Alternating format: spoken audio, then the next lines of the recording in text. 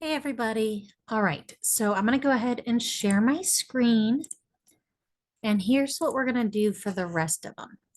I am going to go ahead and cover the two articles that we did with this, but I'm going to leave the Kindy lecture to do essentially at the end of the module.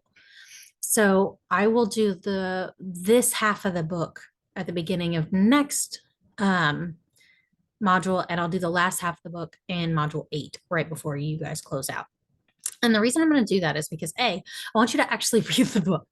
Um, and B, because I want to make sure that the things that you end up getting out of it are bringing us back, and we're coming full circle essentially to this. Now, I do want you to have a reading guide though. So essentially what I want you to do is use the PowerPoint that I've already made, and then I'll make another one for the back half of the book for next week. And those will be included in the module that they're actually being read. So that as you're going through, you have something to take notes on, or you have something that kind of gives you a framework for what we're really going to dig into. And that also gives you the ability to kind of, as you're reading, take into effect kind of what you want to get out of this, um, what his personal examples that he uses in the chapters are going back to talk about, and kind of that way you can be like, okay, I'm talking about this particular um, topic, and he's bringing up this. Why is he bringing up this in relation to whatever the definition is or whatever, right? Whatever the main point of that chapter is, so that you can kind of get an idea of what it is you're looking for when you're reading. But I also want you to be able to have an experience while you read it, right? I want you to be able to look at it and think to yourself, how does this apply to me? How does this apply to the interactions that I embark on? How does this apply to my future job? How does this imply, and how can I take these ideas and make them into meaningful practice? Um, and so I'm going to do these last two articles, and then I will get into the first half of the Kindy book that you're reading in this module, and I will get into those lectures next module. And then, even though you're reading the back half of the book, next module. And then I will do, in the last module of the course, I will do the back half of those lectures. But you will still have the lecture slides already ready to go, so that you have something to kind of, oh, excuse me, read through the chapters with. Okay. All right. So we're going to talk about the Dennis and Bell article. And this was really talking about essentially how entwined Indigenous women are to environmental movements, to water in general, to land, and why these connections were so important. And then again, how social work can then prop up or kind of help bring to the perspective these women, right? And how they can essentially support in these roles. So just to kind of start out, we're going to talk about how the earth and Indigenous women are connected and why that is. Obviously, colonialization impacts the gendered roles that we have. It impacts the life ways that Indigenous people had prior to contact. Whoa, I have clicked a button on accident. Sorry about that. It really changed the life ways for these women. Prior to colonialization, women led leadership roles. They still do in a lot of places. There were matriarchal systems. They were knowledge keepers. They were honored and respected community members with very much their own political and economic power. And that matters, right? Because in a system that is built on stripping autonomy from these persons, their previous system really did help to encourage that autonomy, really gave them that space and that leadership. And it really allowed them to control their own lives and their own, again, personal and sexual autonomy. Um, the work they did was gendered in the way of there were certain things that usually men did in these groups and certain things that women did, but they were both valued, and they weren't valued in a hierarchical way to the extent that women's roles were less than, especially because women typically work with food production, the storage and distribution, and caring for the land that food was grown on. And because of that, they were very much a vital part of what kept society moving, what kept things pushing on, what kept things sustainable to make sure that the land was usable for the next generation, for the next even year, right? And these things were really important. Grandmothers essentially were a means for herbal remedies and for care of a number of ailments. And that's pretty typical, right? You're going to see a lot of that in matriarchal systems, just because the people who generally you pull your lineage through typically end up being those people who knowledge is passed on through as well. Um, they're very much were uh, built on sustainable practices. Sustainability was really important because they needed to be able to utilize the same ecological space year after year. Um, and that was what they called collective continuance. And essentially, it just meant that very reasonably, right, that this particular um, group or them as people were only going to continue so long as the earth that they needed, the water that they needed, those vital resources were able to continue. And so they had to live in a way that would create and give space for that. And again, lifeways were changed and have been continuing to change because of toxins and environmental degradation. And because climate change is changing what particular lands are capable and fertile enough to be sustainable has also impacted these groups. They consider themselves water protectors. Now, again, I'm saying these groups, and I'm saying these groups because it's not every group, right? Not every Indigenous person wants to live sustainably. Not every Indigenous group um, had a very close relationship to land, to water. Um, right? Not every group was built on success, was not built on matriarchal systems. Like Indigenous people in general, there is a wide variety of ideas, of space, of um, spirituality, of life ways. And so in no way, shape, or form are we trying to homogenize those, but the groups in which we're going to talk about, this was very much the case. Environmental degradation and just really environmental problems led to a lot of vulnerability for these groups, but also led to a lot of resilience and a lot of the ability to stand up for the things in which they were valued most, right? The environment is tied to kind of that responsibility for community and collective well-being that very much is entrenched in the processes for Indigenous women. This was also part of them essentially refusing colonial authority, domination, and heteropatriarchy.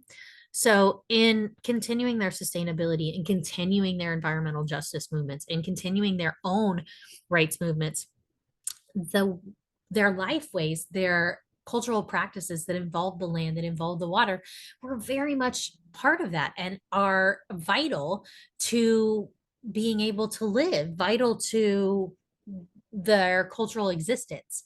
And that is something that, again, Indigenous women, especially in the forefront of these movements, were very adamant that they were not going to give up to anyone, no matter who it was.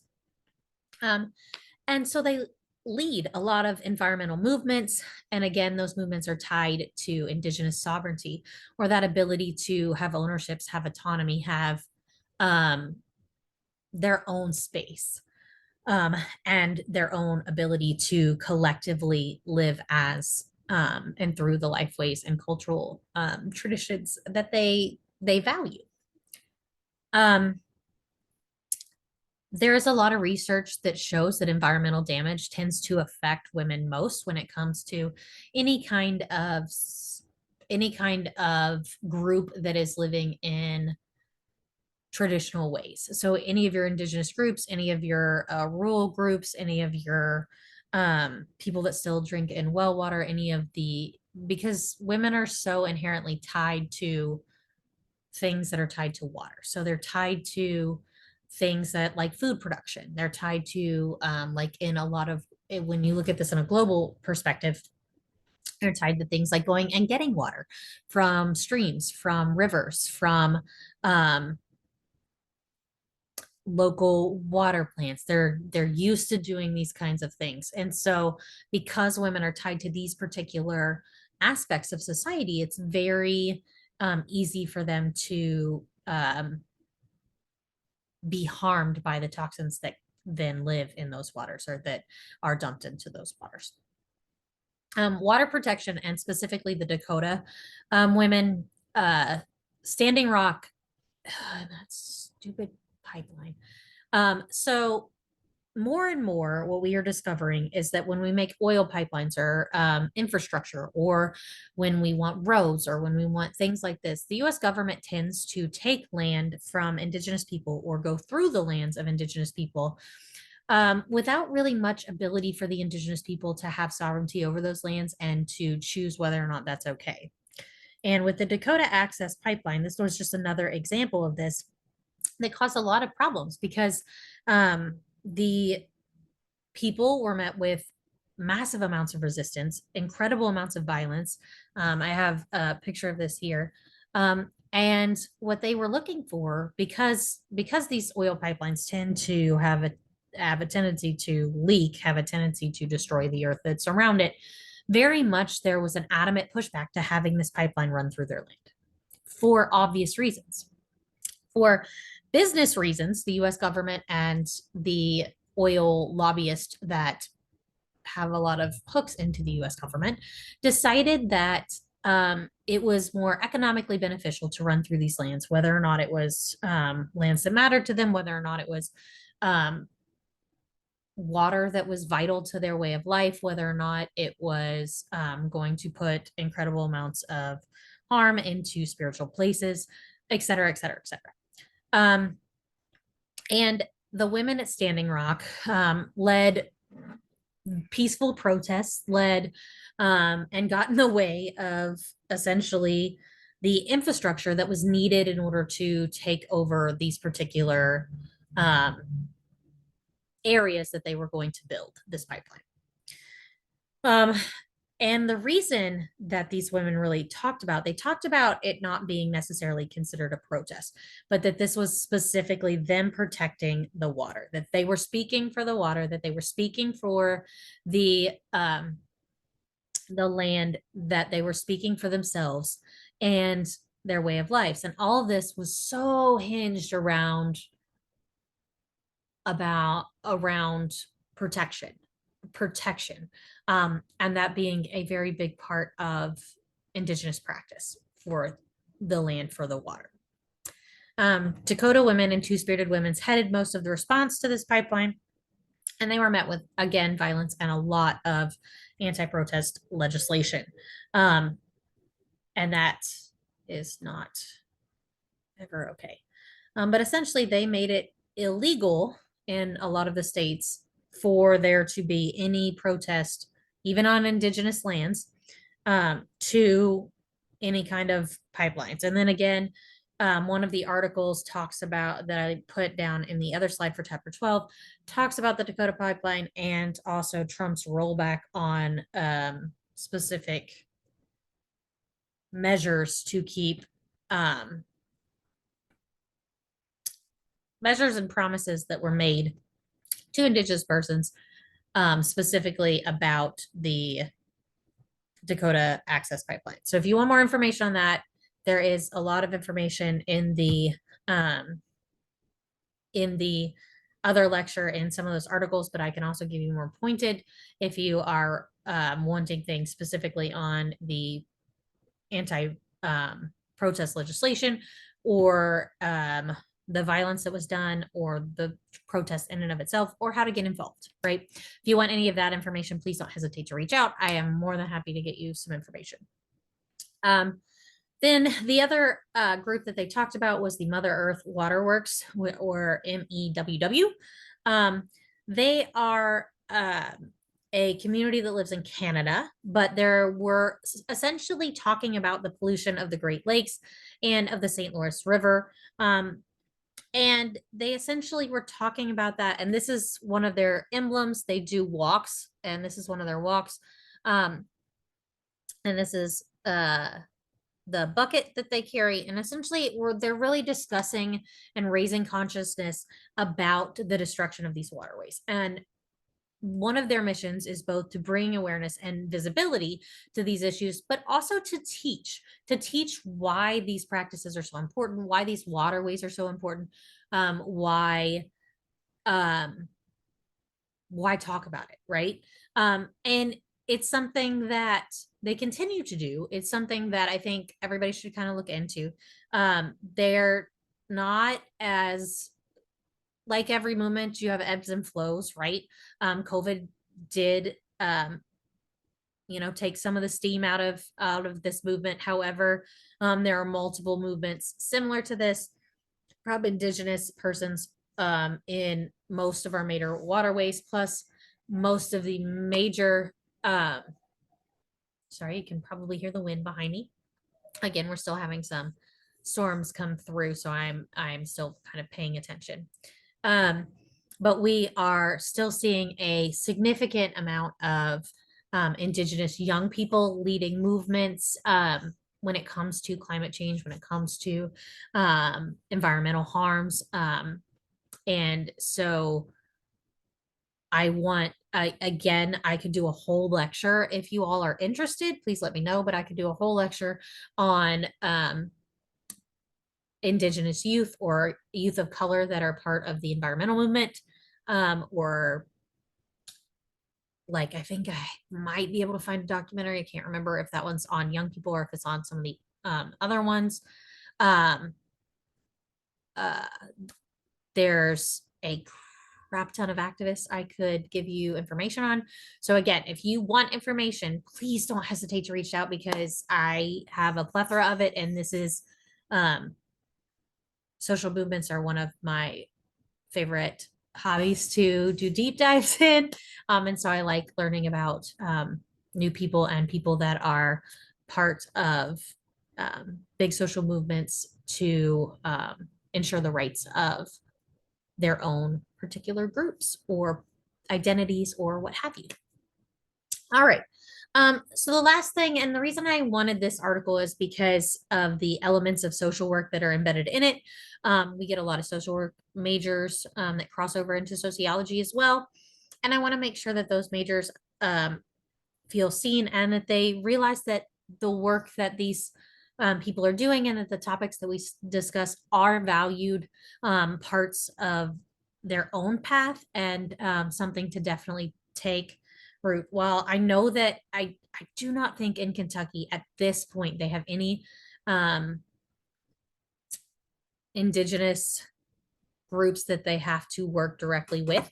But where I am in Oklahoma, social workers always, like there's always communication with the indigenous groups, and there's a lot of crossover work that happens, and they have their own social work essentially type people. They have their own buildings, they have their own representatives, they have their own advocates, and all of these things are social work majors. Essentially, these are all people that have worked in the social work field.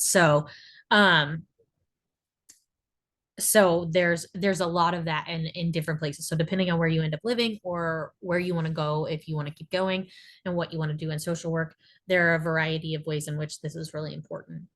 The three things they focus on really are fostering relationships with Indigenous women, and the relationships that those women have to the earth. That's super important. And supporting direct action within these groups and supporting that solidarity work.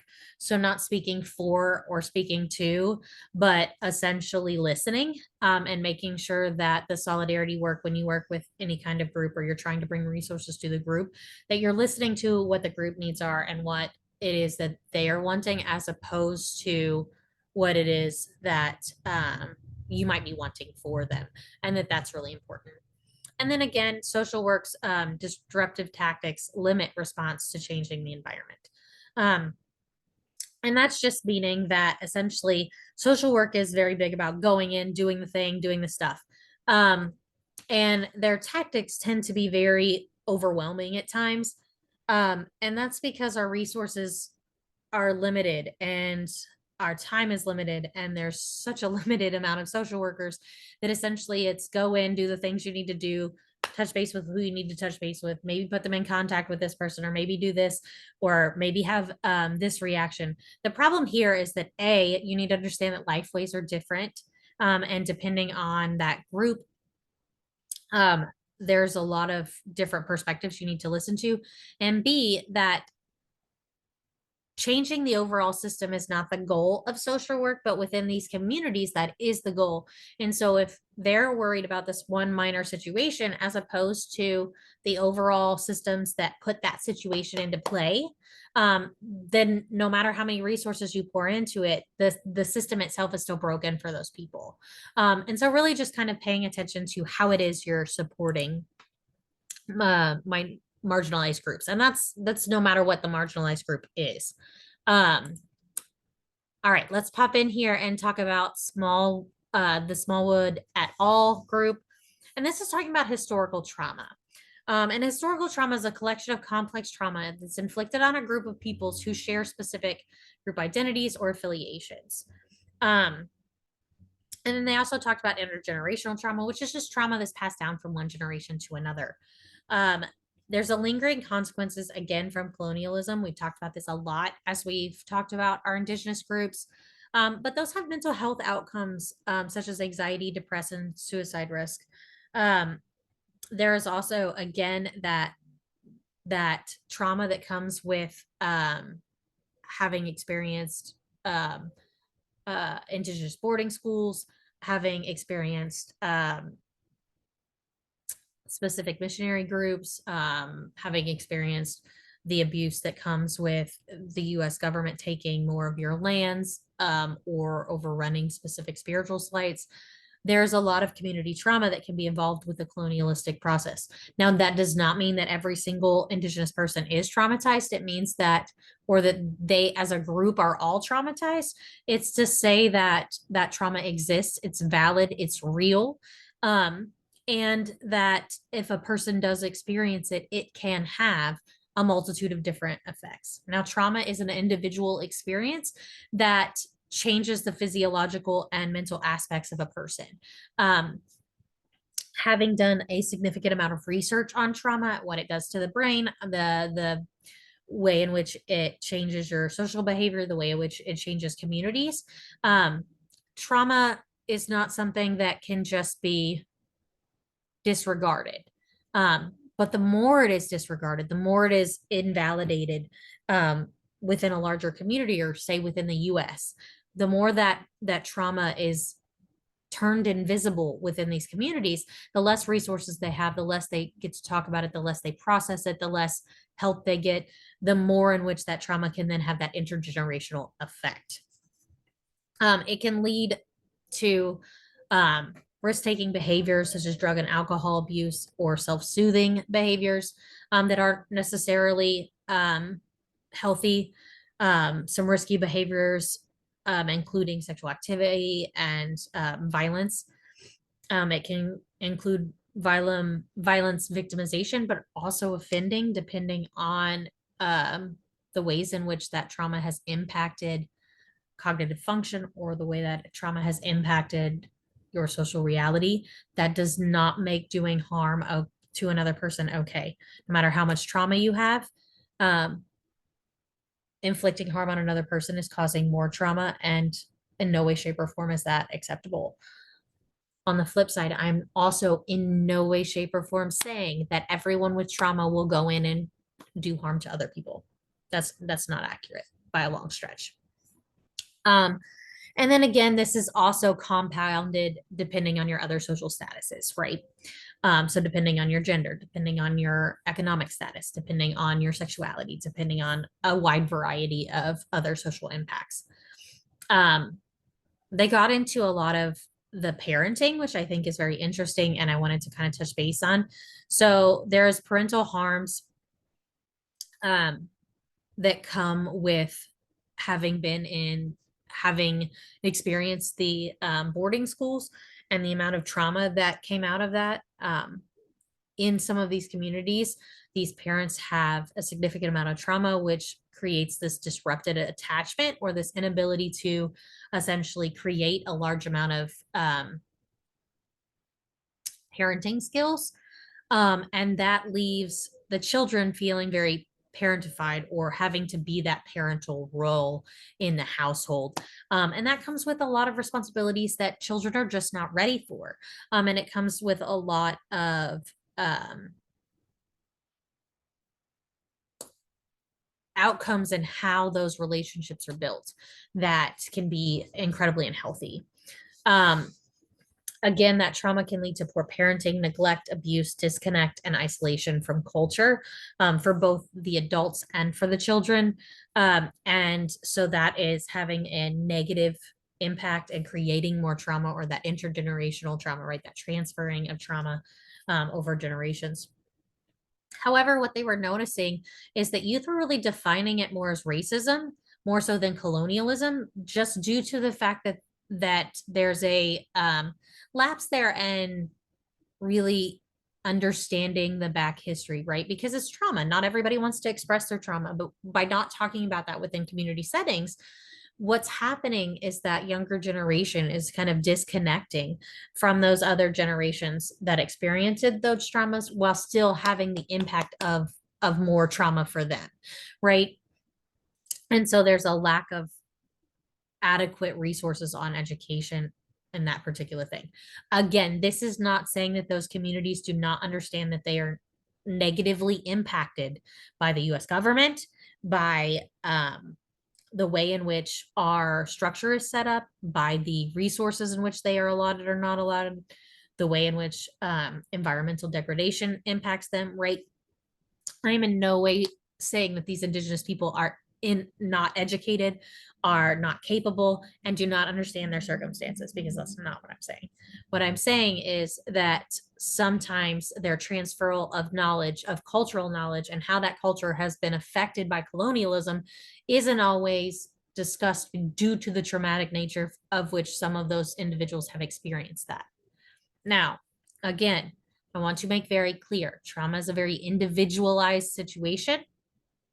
Even experienced at a community level, the individuals are going to experience that and rationalize that and cope or not cope or deal or process um or cover up or what have you, that as individuals. So while a community is going to do it at a community whole, it's also going to be felt and experienced at an individual level, and at an individual level will decide essentially how that's going to continue to um, affect that person's life. um, so preventative measures that they really talked about was educating the youth on the past, community achievement, our attachment. So really bringing it back to those community values, bringing it back to um, some of those like cultural ways of life. Um, Grief resolution for the things that were lost, for the people that were lost, for the um, livelihoods that were lost. Um, Trauma resources for all generations, and then community and with also community involvement and coordination. So let's get them the resources that they want as a community and as individuals, and make sure that their trauma recovery process looks like something that they need. Again, trauma is experienced at an individual level, but trauma is also communal, depending on what kind of trauma it is. So if it's a historical trauma that has happened to a community, you're going to feel it at an individual level, but the community as a whole is going to need resources too. Um, Cultural reclamation, sorry.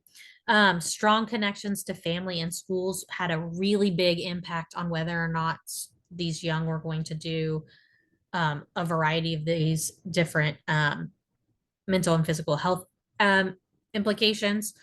You have building resilience through harm reduction models, And then again, re-empowering those parents, making sure that their trauma is um, worked through, is um, coped with in the best way that it can in order to kind of reattach those family systems. And then future research really needed to be community focused, community led, using Indigenous research methods, which I put over here for you. One of the models used Indigenous research. But really, what this is talking about is the fact that researchers need to understand that working collaboratively with the community of a marginalized group that you are not a part of really needs to be led and focused on those people. You need to do more listening than you do talking. You need to structure the project to their needs.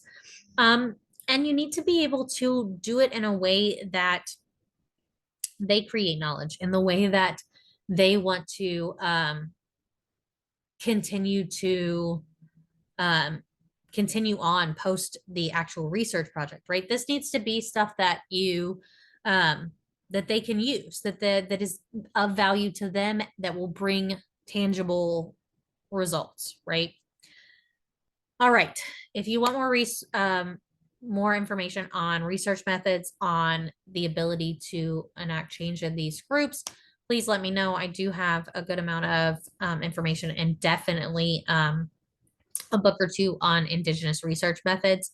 So if you, because again, I am a big old nerd who loves to talk about theory and methods and make sure that I am doing my darndest to be a social justice researcher. So if you want are interested in any of that, please don't hesitate to ask. If you have any questions, comments, or concern, as always, please reach out to me.